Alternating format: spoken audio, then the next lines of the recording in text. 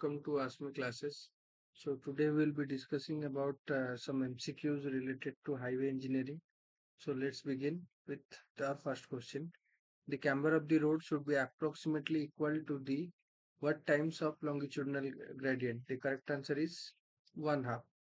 Second, the main objective of providing a camber is to make the road surface impervious, to make the road surface durable, to drain off rainwater from road surface as quickly as possible. The correct answer is C. In order to give satisfactory service throughout the year, the road surface should be have a good carriageway, correct, have smooth gradient, correct, have a good wearing surface. So the correct answer is all of these. The camber for the drainage of surface water was first introduced by Tresagot. The Border Road Development Board was established in the year 1960.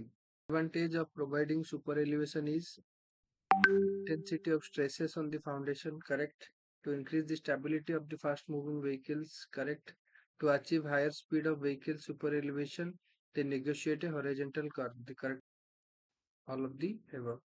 The gradient of road depends upon nature of traffic, nature of ground, landfall of the locality, all of this. The value of ruling gradient in plane as recommended by Indian Road Congress is 1 in 30. The value of groove index of a soil varies from 0 to 20. Exceptional gradient should not be provided in a length more than 100 meters. The transverse joint may be a expansion joint, contraction joint, warping joint. So all these are transverse joint. A barrel camber consists of a continuous curve, either parabolic or elliptical. The super elevation is directly proportional to the velocity of vehicles. The main advantage of concrete pavement is that it offers less resistance to traffic. It is not slippery when clean. It has low maintenance cost. The correct answer is all of these. Which of the following statement is correct? Steeper gradients are sometimes provided to avoid deep excavations, correct. Steeper gradients are sometimes provided to avoid long detours, correct. Exceptional gradient becomes necessary to avoid deep cuttings, correct. All of the above. The thickness of road surfacing depends upon type of traffic, intensity of traffic, and type of material. All of these. Highway density is defined as the total number of vehicles that can be accommodated on a unit length of the road. First option. The value of maximum gradient for hill roads is 1 in 15. If the width of carriageway is 10 meter and the outer edge is 40 centimeter higher than the inner edge, then the super elevation provided is 1 in 25. Opportunities to cross slow moving traffic at intervals is not provided in case of 4-lane highways. When the bearing capacity of soil is poor and the intensity of traffic is high, an additional layer provided between the soiling and the subgrade. This additional layer is called subbase. For transportation purposes in India, first preference is given to roads. The selection of design curve in Woming method of flexible design is based on all of these.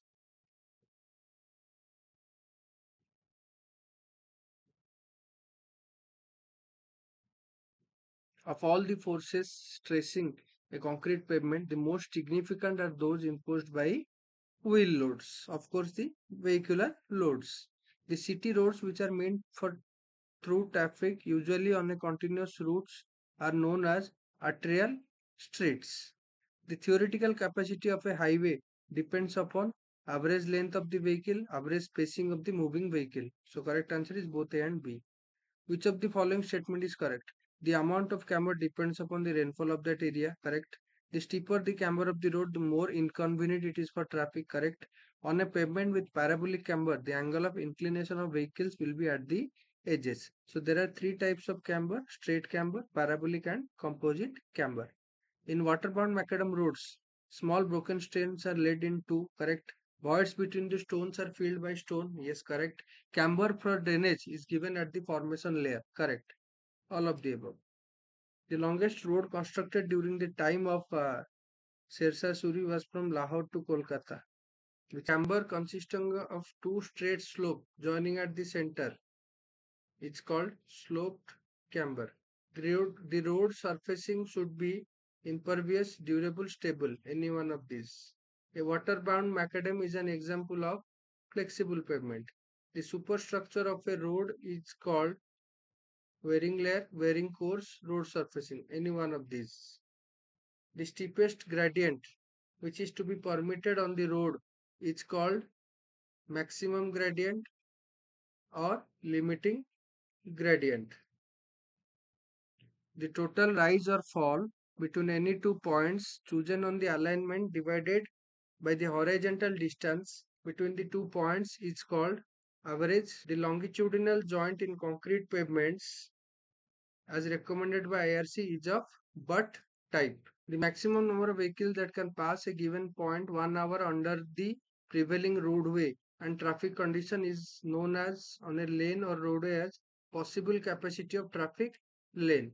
If the width of carriageway is 10 meter and the outer edge is 40 centimeter higher than the inner edge, then the super elevation required is 1 in 25. A transition curve cannot be a compound curve.